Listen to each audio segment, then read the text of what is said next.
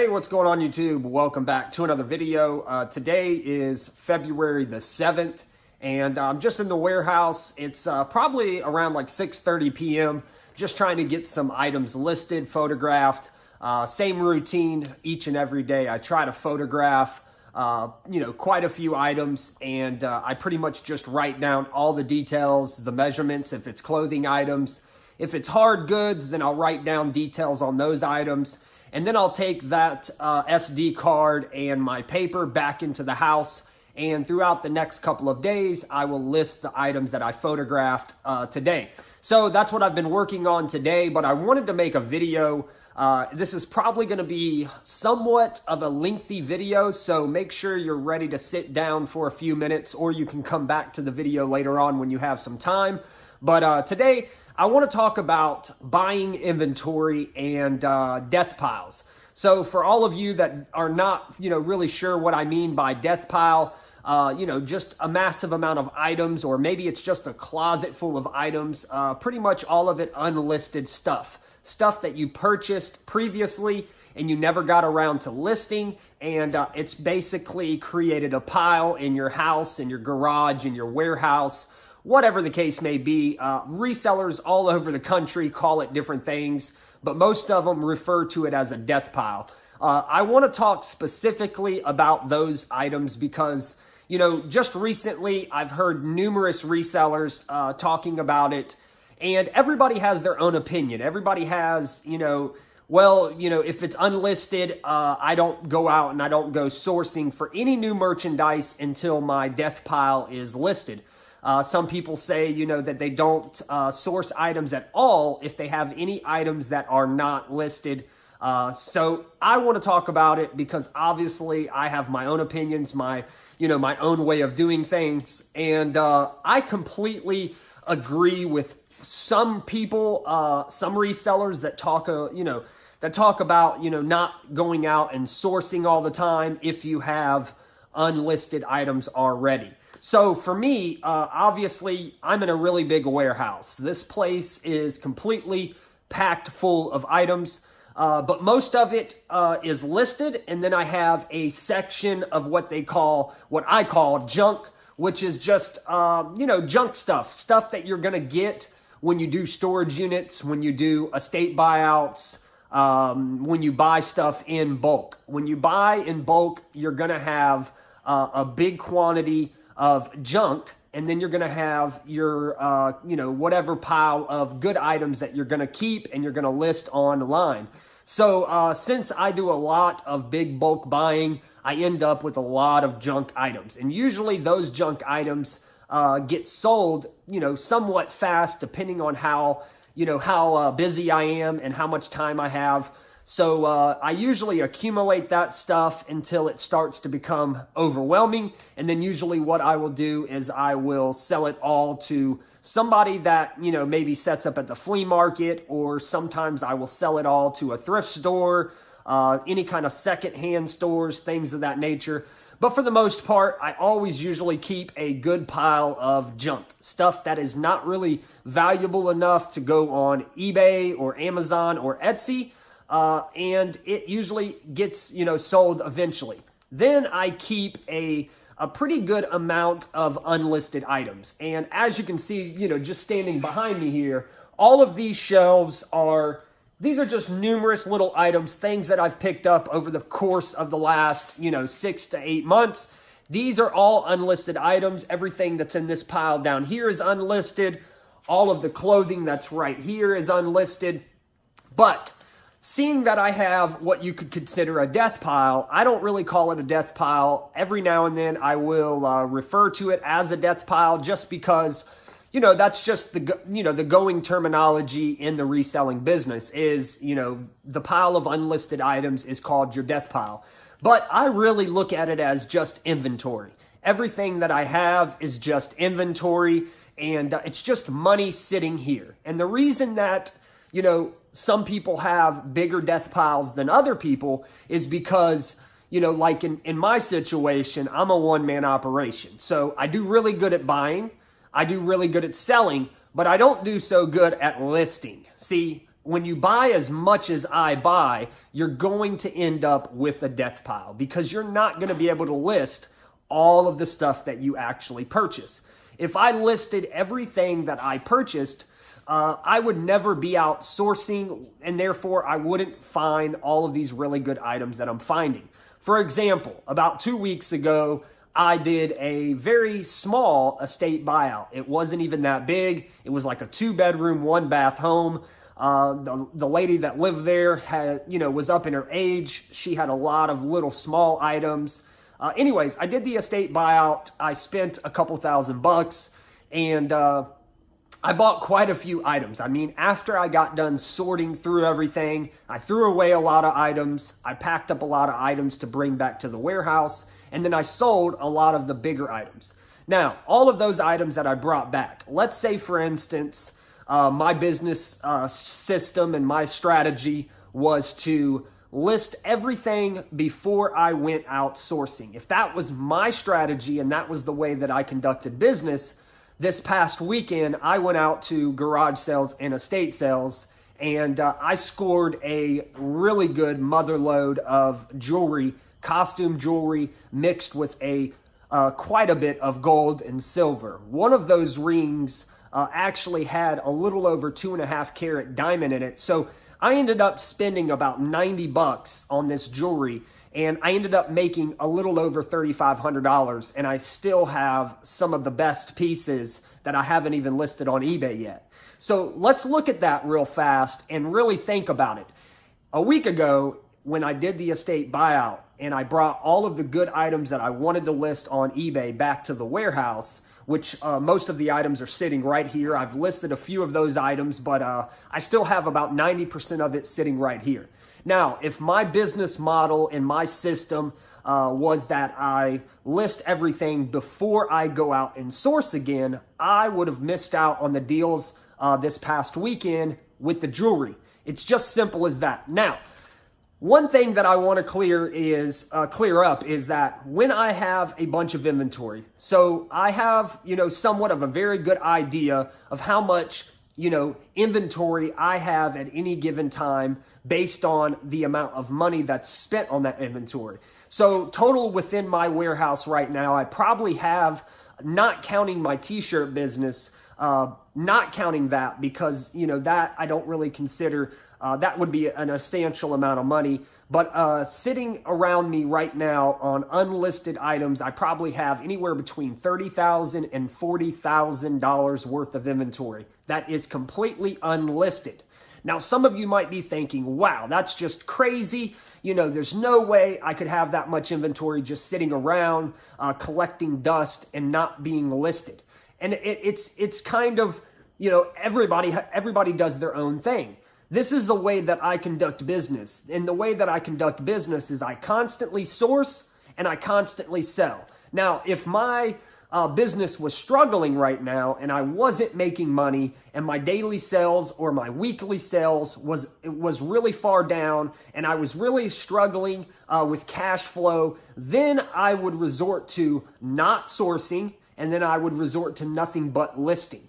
But the fact that I keep a constant flow of items coming in and items going out, it keeps my business at a very good point to where, and I've had situations like this in the past. Let's say, for instance, tomorrow I go out on my dirt bike and I break my leg. I'm out of commission for, let's say 6 months. Let's say I pull an ACL. I'm out of commission for 6 months. I can't go source. I can't go to storage auctions. I can't go to auctions. I can't go to garage sales. I can't go to anywhere to go sourcing because I'm at home with a very, very bad leg injury. Now, this is a prime example of when this type of inventory is going to come in hand. And I've actually had this happen to me in the past. And this is why I do it this way. And I'll explain the other reason why I do it this way, but that's the main reason. You never really know what kind of situation you're going to run into in the reselling business. If you're a business owner like myself, things happen all the time. You never really know, your car could break down. You could injure yourself. You could get sick. There's all kinds of different things that could happen. Or you could need a bunch of capital. Let's say, for instance, I came across a really good deal. A guy wanted to sell me a whole store full of vintage toys. Let's say, for instance, this guy had $100,000 worth of inventory and he wanted to sell it all to me for $25,000 like that. Or let's say it was $500,000 worth of inventory and he wanted to sell it to me for $50,000. If I needed a large amount of cash immediately and I didn't have it in my bank or I couldn't get a bank loan, I would have unlisted inventory that I could immediately just sell really fast to people. I would be able to then bring cash flow back into the business and invest it elsewhere. That's another reason why I keep a lot of unlisted items. It's not that I keep it specifically, sitting here waiting for me to have an injury or waiting for me to have an opportunity to sell it all. It's just inventory that I'm buying. Every day I pick from the death pile of my unlisted inventory and I sell those items. Every single day I'm constantly, picking from these piles of items and selling that stuff. But if I stopped sourcing the good items that I would be missing, they just wouldn't get bought. I wouldn't be able to go out there and find them.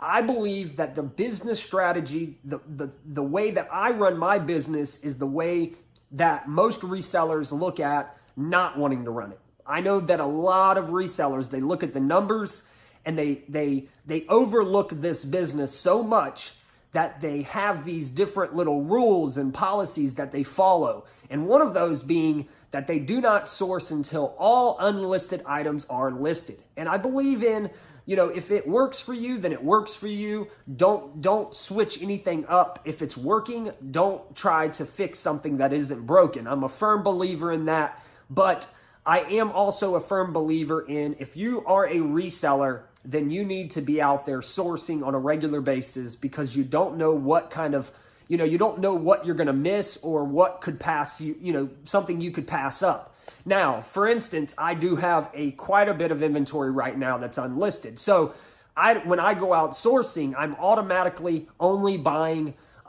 let's say big ticket items that are actually going to sell extremely fast and worth a lot of money. I'm not really going to be buying your ordinary run-of-the-mill inventory. If I'm stockpiled up with, let's say, a bunch of clothing, which right now I have quite a bit of clothing. So when I go out sourcing, I'm not really going to be sourcing for any clothing unless it's something crazy like a Burberry item or a Coach or Louis Vuitton or something really high end. Or, somebody's trying to sell me 100 or 50, Nike Tiger Wood polos that are in mint condition for 10 cents each. Obviously, I'm going to jump on a deal like that. But when I have a substantial amount of inventory that's unlisted, the way that I source completely changes. And that's something that is kind of hard for most resellers to control. I know a lot of resellers, when they go out and they go sourcing and they go to garage sales or they go to thrift stores, it's hard to control themselves. They just buy based on what they think is a good deal. And, they don't really think about what they have already at their warehouse or at their house. They're just going out and they're going sourcing and they're not going to pass up a good deal if they think they can make some money on it. Whereas I, on the other hand, if I'm out sourcing, if I see a couple of items, I automatically think about, I can hold off on those. I got bunches of unlisted stuff right now that's right around in the same, price range as that item. I might as well, pass it up. But if I come across, like I did last weekend, a bunch of jewelry, and I know, oh, wow, I'm going to be able to make a buttload of money on this, then I'm going to go ahead and snag that up. I hope that makes sense to most of you out there. I know that, when I start talking about stuff, I kind of ramble on and I go, from A to Z and back to F.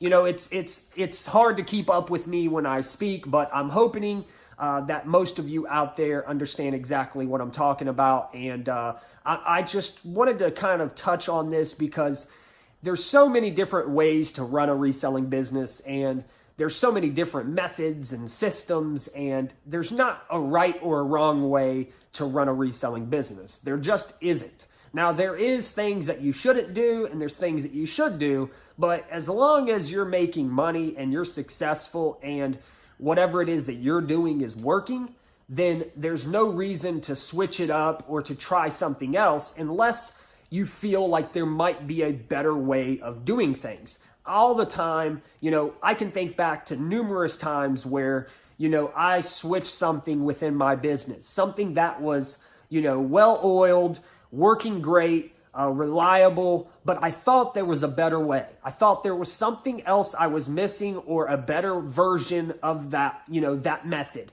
And I sure enough switched it, and I realized that even though, my old system was working and it was great and it worked for years, after I switched it, things started to roll along even better. So, I obviously know that there are tons of people that are probably going to comment on this video and say, you're out of your mind. I don't know why you would keep that much unlisted items.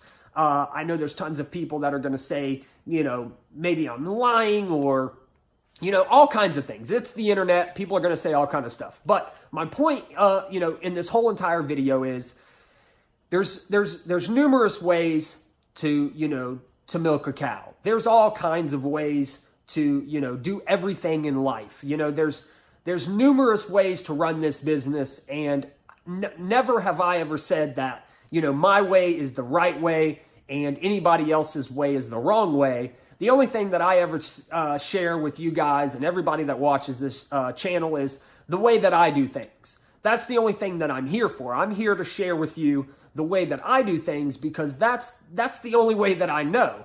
And in hopes to actually help people and to reach out to people and inspire people and to help people and motivate people. Sometimes people need new avenues, or, maybe somebody has, their whole life been telling themselves, I need to do this way, and there's not really another way that I can do it that will work the same way that I'm already doing it, until they see my video and then they say, oh, that's a good way to do things. Let me try that way, or let me try doing whatever it is that he did. That's all I'm here for, folks. I'm trying to help everybody out there in the reselling community realize that, this business is it's different for everybody. And I completely understand that, but you have to understand and realize that those of us that have been in the game for a really long time, especially people like myself, because I'm a little abnormal. I'm not here to toot my own horn or anything, but I know a ton of resellers. I talk to, resellers all the time. I watch tons of different resellers on YouTube. And to be quite honest with you, I'm way different than most resellers out there. And, I believe that it's a good thing. I believe that being different and doing things a little bit different sets you apart from other people, and it allows you to actually get out ahead of those people in some way, form, or fashion. Now, there's tons of resellers out there that are doing way more business than me. There's tons of resellers out there that are making way more money than me. They're selling way more items than me. But, when it really boils down to the reselling business and, how successful you are, it's all going to boil down to how happy you live, your life, how motivated you are each and every day. And, financially, are you making enough money to consider yourself successful? And that's where I fall. I fall in that small group of people that really enjoy what it is that they do. They make plenty enough money to live life happy and not have to, want or I don't go, I don't go without anything that I want. I'm successful enough within this business to do pretty much anything that I want, and I'm happy with that. You know what I'm saying? I'm not here to become a millionaire. I'm not here to, make billions in the reselling world. If I wanted to be a millionaire and I wanted to make millions of dollars in this business, then I would have already expanded my business into a humongous warehouse. I would have already hired multiple, employees. I would have tons of different things going on. I don't want to do that. I've been there. I've done that. And look at where I'm at now. I'm back right where I wanted to be, because this is where I'm the most happiest. This is where I get to enjoy what it is that I do each and every day, but I don't get to, miss out on the sourcing and the packing and the shipping the items. Whereas when I expanded my business and I had, 3 or 4 employees, I no longer was packing and shipping. I no longer was listing the items. The only thing that I was doing was sourcing, and I barely was doing that. My business was doing, 40 times more money than I'm doing now, but I didn't enjoy it as much. It just wasn't something that I enjoyed. I like going out. I like sourcing for items. That's the funnest part, the treasure hunt of finding a new item. I didn't like it that, shipping items wasn't in my control. I started to get returns that I felt like I could have avoided if it was me that was shipping the item. I kind of missed listing the items because that's the time where I get to research the item and I get to inspect the item. I get to hold the item. I get to take photographs of the item. So all of those little things were things that I missed. And so when I expanded my business, I realized that it isn't where I wanted to be. Even though I was making more money, I would much rather, do it all by myself and make a little less, And so I made a few changes and I downsized my business. And some of my really good friends of mine, told me I was making a huge mistake and that I should have kept it going and I should have built it into something, substantially large.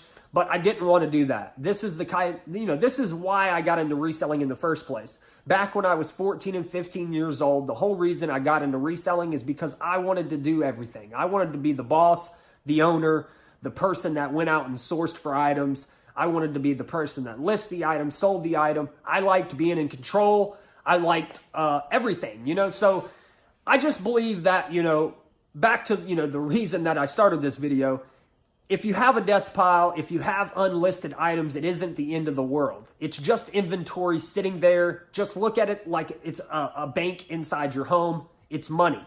Now, if you deal in items that you may depreciate in value, then obviously you need to put a little more time and effort into thinking about how to list those items accordingly. Now, for me, I don't really, go out and source those types of items. And I definitely don't let items sit for years. My death pile switches up on a daily basis. I'm constantly listing items, constantly selling items. I'm selling more than I can list. So obviously my cash flow isn't restricted because of these items sitting here. I just constantly buy because I like to buy when there's good deals. If I passed up on all the good deals just because I had unlisted items in my warehouse, my business would be struggling. It's just that simple. I'm able to keep a constant flow of items coming in and items going out, and I'm constantly able to source, and I'm constantly keeping a good, what I call stash of inventory for, all of those things that I mentioned earlier. If I broke my leg tomorrow, I would have tons of inventory to sit back and list for the next 5 or 6 months without running out and without, changing my business and trying to figure out how I'm going to survive. I would be perfectly fine if anything happened, knock on wood that it doesn't. But, don't stress over the small things in this business, because you don't want this business to affect your happiness. This business should be the reason that you're happy. So I hear so many resellers complaining of their death piles, complaining that they need to get it, listed. I hear people, saying that they vow not to source another item until they get their death pile listed. If you have a serious issue with sourcing too much, then that's a totally different issue than having a death pile. Nothing in my death pile is unvaluable or worthless crap. I don't have a problem with sourcing too much. Like I said, if I have a good stockpile of inventory, when I go out sourcing, I'm obviously not going to be sourcing, regular run-of-the-mill stuff. I'm only going to be sourcing for big ticket items, things that I can flip really fast or things that are extremely high profitable items. So that's one thing that you have to have enough control over is the amount of items that you're buying, the kind of items that you're buying, and that all comes over time. I can remember when I first started reselling, I had a really big problem with buying too much stuff. I was buying crap that just wasn't selling, stuff that was piling up, even if it was listed, it was just junk. And it took years and years, and still to this day, I'm still learning a lot about different things. But over the years, I've mastered the reselling business in my point of view. Obviously everybody has their own opinion, but to me, over the past 15 years, I've mastered this business and I've learned what to buy, what not to buy. And that's the biggest problem in the reselling game is you need to learn what it is that you need to be sourcing. Everybody has their own niches. Everybody has their own things that they're more experienced at or more knowledgeable over. But when it all boils down to in the reselling business is are you buying items that are actually going to sell, and are they actually going to make you money, and how fast are they going to sell? If you can, if you had a formula or a computer that was able to tell you immediately what those items were, then you would be really good. And as long as you had the capital, then you would be gravy. Your business would take off and it would skyrocket. But especially in the used item game, it's a little different because, somebody like myself, I know what to buy. It's just, can I find it, and am I able to get it for a good enough deal? That's why, knowledge is king. I say it all the time. When I go out to garage sales and estate sales, I'm constantly finding good items, good merchandise, things that I can resell. And I hear resellers all the time complain that they're not able to find anything. The world is full of items to resell. You just have to have the knowledge and the know-how, and you can make it work. So anyways, folks, I rambled on for enough. I got to get back to work. I'm going to photograph some more items, and then I have some cleaning I need to do. I cleaned up a bunch of different vintage stereo receivers yesterday, and one of them had a ton of dust in it, so I got to clean up some stuff. I also got to get a frog out of my warehouse.